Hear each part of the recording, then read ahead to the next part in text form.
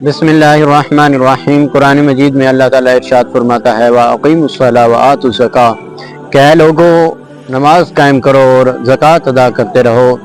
इस आयत मुबारक में अल्लाह ताला हमें ही हमारे फ़ायदे के लिए ये क्या बता रहा है कि आप नमाज कायम करें और ज़कात अदा करते रहें।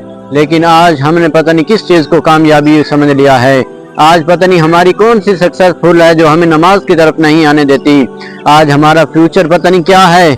कब्र से बढ़कर और फ्यूचर कौन सा हो सकता है, नमाज से बढ़कर और कौन सी कामयाबी हो सकती है। जब अल्लाह ताला हमें 5 टाइम बुला रहा है कि हैया अलल सलाह, हैया अलल फलाह, कि फलाह की तरफ आओ, कामयाबी की तरफ आओ, लेकिन हमें कोई परवाह नहीं। आज अगर हम किसी ऑफिस में काम करते हैं, अगर वहाँ पर 5 दिन 10 दिन 1 महीना ना जाएं तो फिर देखते हैं कि हमारा जो बॉस है वो हमें कैसे सैलरी ट्रांसफ़र करता है। लेकिन हमारा रब, हम नमाज नहीं पढ़ते, हम अल्लाह के अहकामात पर अमल नहीं करते, लेकिन फिर भी अल्लाह ताला हमारा निज़ाम चला रहा है।